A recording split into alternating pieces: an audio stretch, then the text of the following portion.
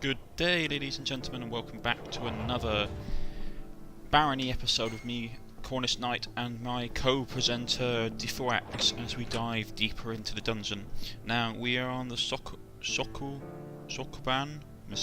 level, which is basically another bonus level. It's a bonus sort of like puzzle level, where you have to push large amounts of boulders into the holes, and after you do that you get a lovely reward. Now, unfortunately, with our particular character classes, I don't think we had the necessary strength. I mean, I don't know about the Defoax, but the Defoax decided that he would rather just break the rocks, so well, you're going to see for yourself how that works. Yep, pretty much we lose our human ally, and it's not fantastic. Basically, what happens on Sokoban is that if you, basically I get paralysed here, and it's beating living daylights out of me.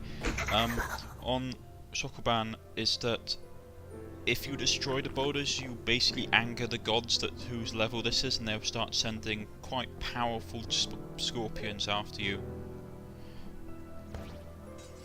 So it's not particularly fantastic, and I got caught there while typing, which is always a problem in this game. I've always argued that they should have had like a TeamSpeak function put into this. I mean, the chat is fine. I can understand why they didn't do it, because obviously having a TeamSpeak function in a game always adds more complication to the programming. But at the same time, just chatting is really distracting, which is not a particularly good thing at times. Now, at this point, I think the Defoax had decided that he'd had enough of smashing rocks, and we were just going to push the remainder of them, which isn't such a bad thing. I mean, it's relatively quick to do. Once you've got a good number of them out of the way, all you have to do is just hack your way to freedom. But at the same time, I mean, it's up to you. I mean, this is supposed to be a puzzle level, but I can understand why the Defoax was doing it. He just wanted to get everything done as quickly as possible. Doesn't mean I didn't particularly, not to say I liked fighting the super powerful killer scorpions, because I'm pretty sure no one likes to fight the super powered killer scorpions, but it's up to what you want to do with your teammate, really, I suppose. I mean, I'm happy to push the boulders and I'm happy to destroy them. It's whatever's suitable for your party. I mean, the Defoax probably just wanted to try and get everything done as quickly as possible. This puzzle trap can also be a bit laggy as well. I believe he mentioned it earlier in his chat, was that he was suffering from a bit of lag on this level, because just how it sort of is sometimes. And from some of our earlier videos, I know that it's really easy to get killed on Sokoban when one person is lagging, because you'll push a boulder not expecting anyone to be there, and the problem is lag will kick in, and then you will basically crush your teammate, or in my case he'll crush me. So it's not a particularly great level to be on if one person's suffering from lag. If you are suffering from lag, I would advise that either you do what we did, which was only have one person in the room doing the puzzle, or you basically smash a lot of the boulders and just sort of get it done. Also, you really need to have a pick or a digging spell with you. You don't want to try and do this without one. I mean, it is possible to do it. The developers designed the game so it was possible to do it without one. But as I said, you really don't want to be basically spending a lot of time doing this puzzle unless you really want to.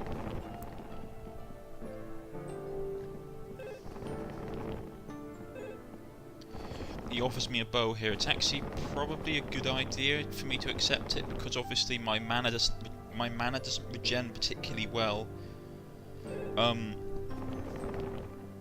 This is one of the things that I always found a bit frustrating. I wish if you had higher intelligence, I made a mistake here and sort of get some stuff blocked. I wish if you had higher mana or higher intelligence, your mana basically increased, like your mana regeneration increased. Because as a wizard, I find that your mana really does not increase that quickly in the game. Like, well, the regenning of it anyway, it has quite a slow pace, so unless you have an absolute ton of mana potions, to keep yourself going, you end up you end up having to basically hoard your mana quite a lot for the times where you're thinking, oh, I need it because I might run into a really nasty boss monster or a really nasty sub-boss monster, or just get jumped by a troll and I will need something to deal with it. So you end up having to use a lot of other weapons. I mean, I don't have a problem with that. I like all the gear in this game. It's very enjoyable to use, but and the archery particularly I find really satisfying considering the nature of the game. The archery is extremely satisfying. But I do wish they would have made the magic a bit more usable. I know why they didn't, because obviously if you have characters that aren't using magic, you don't want them to basically become too reliant on spells. But at the same time, it would be nice if the mage wasn't so heavily penalised for using magic. It's like, oh yeah, you can use like 4 fire spells. Like, oh, that's fantastic. When you're high level, you can like use loads of really powerful spells. It's like, yep, but unless you've got mana potion, you're going to be waiting for like 4 levels for your mana pool to come back up to par. So it's like, great. Or I do believe there is mana regeneration equipment, and I have to double check that with the Fuax. I mean, it would make sense for there to be items that would mean your mana regens back up, but I haven't come across them yet. We seem to come across what we tend to come across as amulets of strangulation. I don't know why. Yeah, that little sort of flip was just us sort of like doing some equipment stuff, and didn't really want you to waste time looking at it. I mean, you guys want to see the action rather than watching 2 people fiddle around trying to get everything to work properly. Yeah, we were just discussing the ping because the Sokoban the Sokoban level always affects people with quick ping quite badly, and we had to deal with the troll. This is one of the problems that I hate about this level, is because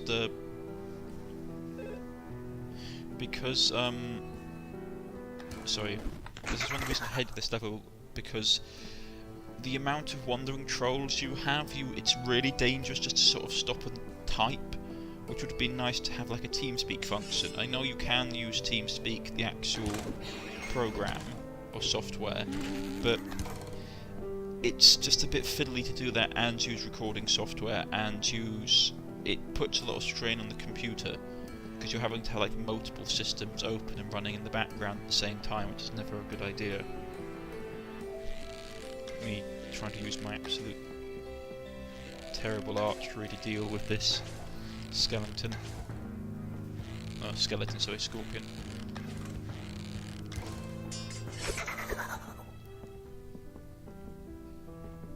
Yeah, I'm not a fantastic fan of. Not fantastic. I mean, massive fan of the maze level, because, as I've said, I find it a bit. It's really easy to get turned around, and I know you're going to be all thinking, oh, well, that's obvious, it's a maze, it's supposed to. It's like, yeah, I understand that's good, it's like complicated and challenging and blah blah blah blah. We got fortunate here actually, because we got a lot of the sort of restore magic potions, which is what you really need if you're a mage. If you want to go and fight the boss and you're a mage, you need to have a good supply of magical restoration potions. I cannot stress that highly enough, because the way that because your mana regens so slowly in this game, if you're a mage and you don't have them, you're pretty well and truly dead.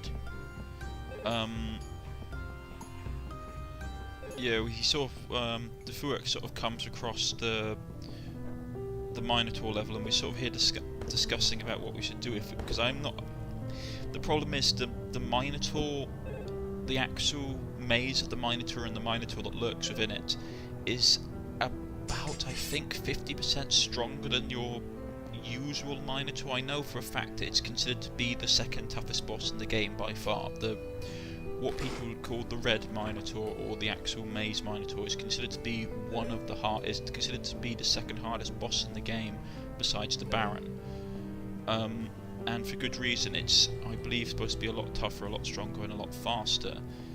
I'm not a massive fan of facing it on my own. I think it's a bit suicidal, because it's easier to get well, it's easier to get Gungnir, which is basically Odin's spear, which is located in the heart of the maze. It's better to get it with 2 people rather than 1, because you can have one person who basically kites for kites the minotaur, and the other person who attacks it. I missed a lot of my magical attacks, which I'm not particularly happy about. Never one I missed. The problem is that you really don't want to be trying to fight trolls in these narrow little corridors, because as you can see, the problem is the trolls move relatively quickly for their size, and there's a lot of there's a lot of like narrow corners, and it's just unpleasant. It is really unpleasant. I'm just not a fan of this level. Everyone has a level in a game they don't like. For example, if you're playing Downwell, which is another series that I do, I really dislike for the 3rd level, surprisingly, which is similar to this one.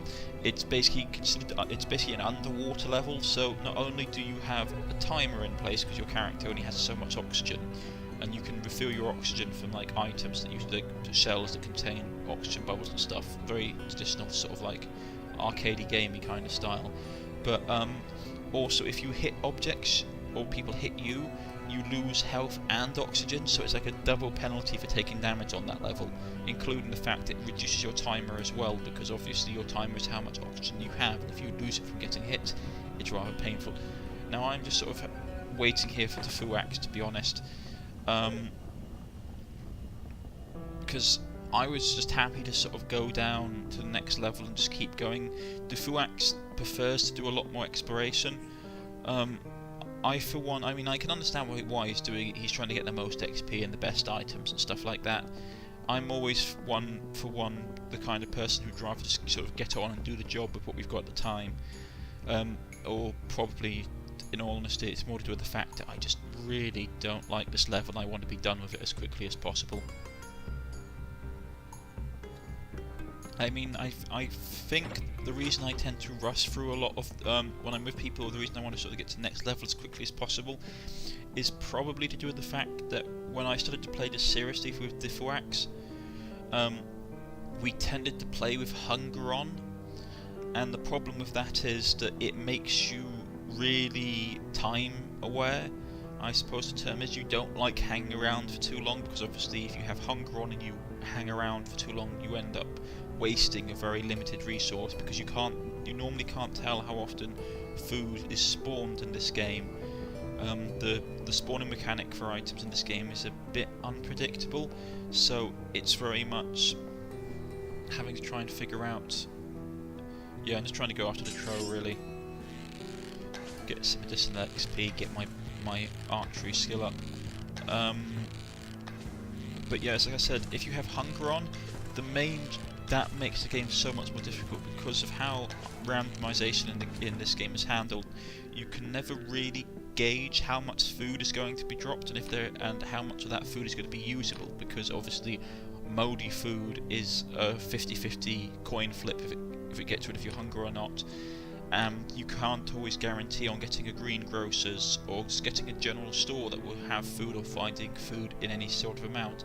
I mean, the amount of times we've played games with the hunger turned off, only to come across a massive amount of food or a massive amount of grocery shops where you can buy food, is quite frustrating. And then you go and you play a game with hunger on, like one of our previous ones where I believe it was me, Diffuax, and Wizard Fist, that we've had a freeway co-op game, and we were struggling for food the entire time.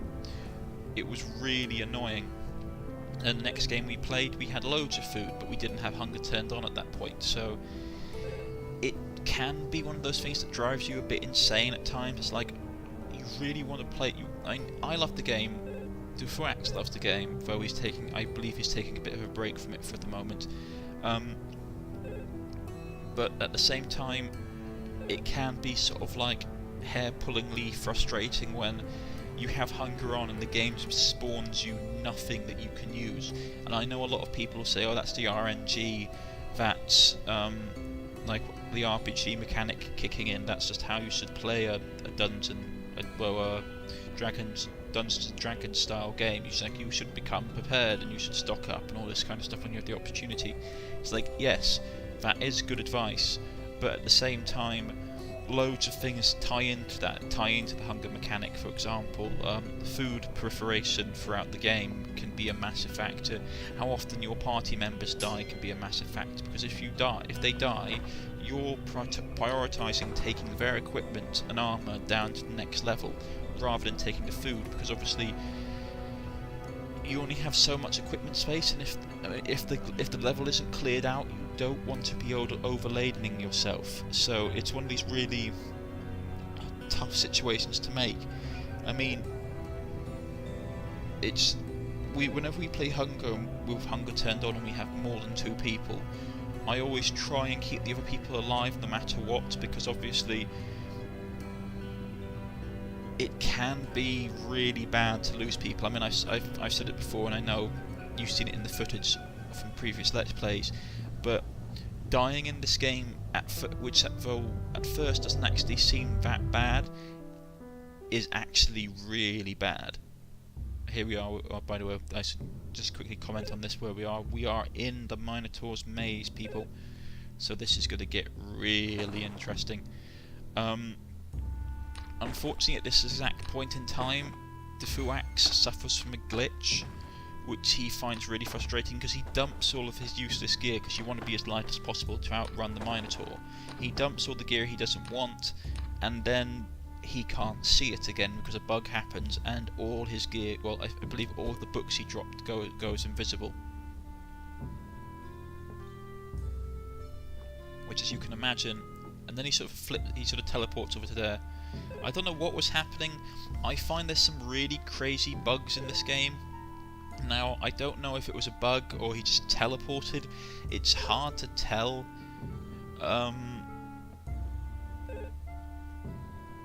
Unfortunately, as you can see, he now can't. I think it must have been a glitch that he basically teleported somewhere, and now he can't see any of the stuff he's dropped, which is really frustrating. So, yeah, he did not take it particularly well. Well, I don't say didn't. He took it as he always does, which is with a very calm, a professional head. But you could tell from the way that he was writing that he was a bit frustrated by it, which I can understand. I'm not a fan of the Minotaur's maze, but we'll give it our best shot. Yeah, like I said, dying in this game actually is surprisingly more penalising than people think. Here comes the Minotaur. I'm trying to slow it down. The problem I had here was I got too far into this bottleneck so he could hit me. I should have stayed in the open chamber. You see, look, he hits me and takes me for about a quarter of my life, which is not a good thing. And then he aggroes on me and is chasing me down, which is not particularly good. The problem is I can't really outrun him. I'm not fast enough because I'm wearing quite a lot of heavy armour. Unfortunately, I should have probably just been kiting him a bit more. But I panic and run into this bit. I don't want to go into the maze. He corners me and whoomp, finishes me off with a single blow. So it's down to the Fuax now, who is desperately now trying to flee the Minotaur. As you can understand, the Minotaur can actually, if you don't know, can actually smash through terrain blocks. So as you can see, all he has to do is just smash his way through, which is not fantastic. As I was saying about dying in this game, it depends. If you have the hunger turned off, dying in this game, actually, the penalty for it is reduced, in my opinion. I know that seems strange because obviously, as I said previously, dying without hunger on is annoying because obviously you don't level up as quickly as your comrades, and it's basically a death spiral that you can get into. On hunger, it's even more so, because not only do you have the penalty for dying that you're now lacking in levels and experience compared to your teammates, you also suffer from the fact that dying limits your pool of food that you can carry with you, because obviously your teammates are going to be more likely trying to pick up your gear and equipment to take down to the next floor for you, rather than worrying about the food that you've got, or that they'll try and do it and put themselves at risk. It's one of these really risk-reward scenarios with Barony when you have all the challenges turned on, which is that you really have to make sure that you don't die. I think he got finished off by the poison here, because I believe, yeah, it is you can get a magical you get a magical bow in this game, which is does poison damage. So I think what happened was that the Fuax was basically stacking up poison damage on the Minotaur for a good period of time, and eventually it ticked over and he died.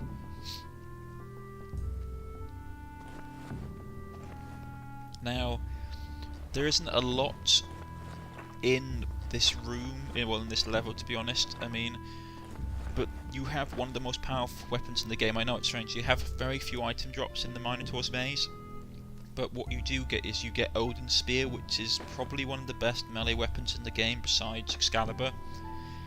I personally like the spear because it gives you a bit more reach, but it's up to your personal choice.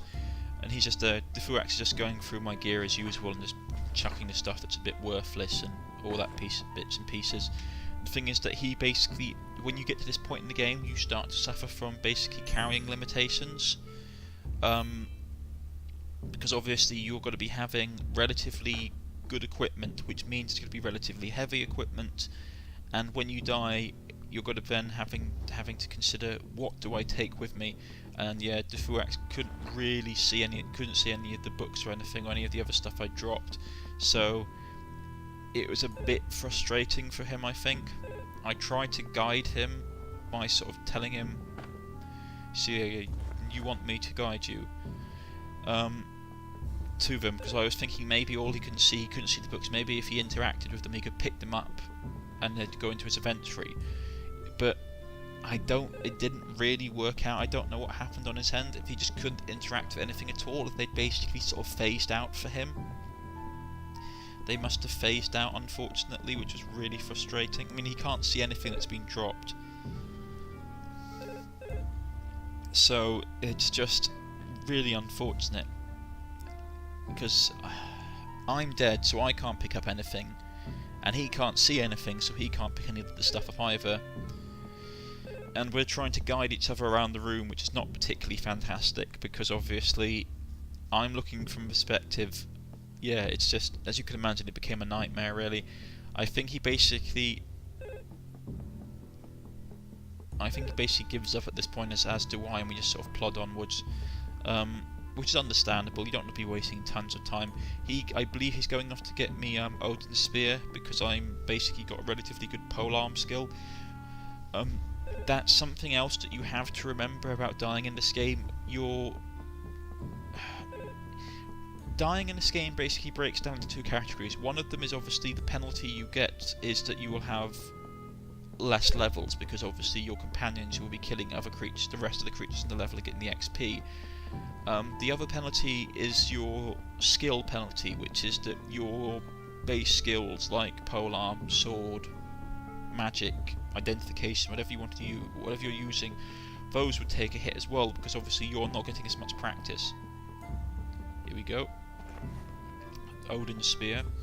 It tends to be located in the heart of the maze. I believe it was put there for people to try and get to and use it against the Minotaur, because it's supposed to be a relatively powerful weapon versus the Minotaur. It's one of the best melee weapons in general. Unfortunately,